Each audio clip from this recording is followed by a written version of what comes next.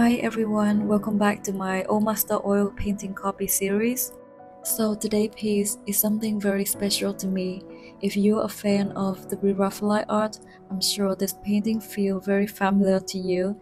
The Vanity by Frank Cadogan Cowper.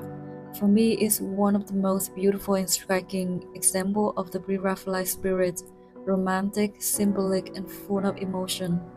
I'm not following the exact technique of the old master. To make the process simpler and more intuitive for me, I use wet on wet approach. I do work in layers and sometimes glaze over dry areas, but in general I don't wait for each layer to fully dry before continuing. So this is my personal and modern take on an old painting. As you see my early foundation sketch another painting. Honestly, it looked pretty rough, but that's totally normal. This is my reminder to trust the process. The first layers always look weird.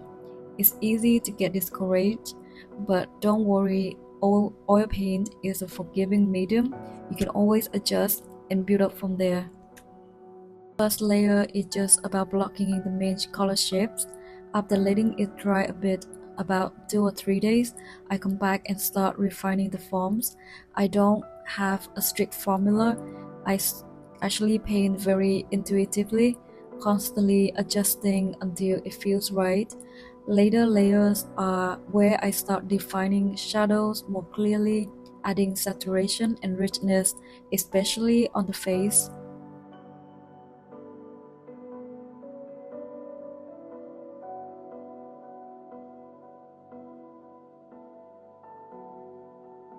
As I paint, I often pause and revisit.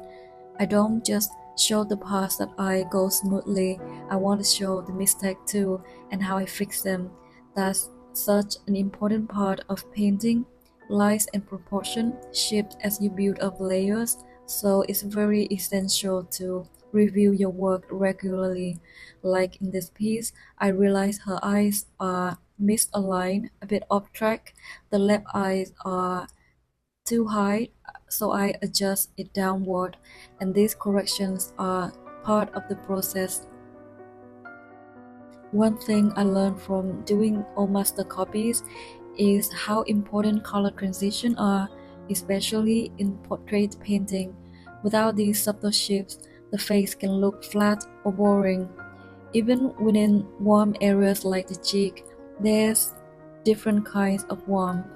I use more red and orange in warmer zone and cooler yellow in areas that feel cooler. Light areas also vary. The highlight on the forehead, for example, in this painting, it feels a bit cold to me, so I mix white with yellow, blue, and even a bit of violet. I avoid using cadmium orange or alizarin crimson, any red hue in this area to avoid make it look warmer. Now let's talk about my favorite part, the hair. Honestly, the shimmering flowing hair was the biggest reason I chose this painting. I always wanted to study how the Raphaelite artist painted that glowing silky texture. I start with a large brush. Yes, a large one. Please don't fall into the trap of thinking that you need a tiny brush to paint the hair details. I first blocking the shadows and light with bigger shapes using color like burnt umber and ultramarine blue for the dark and burnt sienna for the middle tones. And last I will paint yellow ochre with some touch of cadmium yellow light for the highlight. The highlight in the hair, I was totally tricked by my own eyes at first. I painted the bright areas way too light, too golden, and too intense, but reality, they weren't actually that bright. It just looked that way because they were right next to the dark shadows. The contrast really fooled my eyes. So now I had to go back and forth to adjust the colors a few times to get it right. In the end, I mainly used yellow ochre with just a touch of cadmium yellow light and nickel titanium yellow to keep it soft and realistic.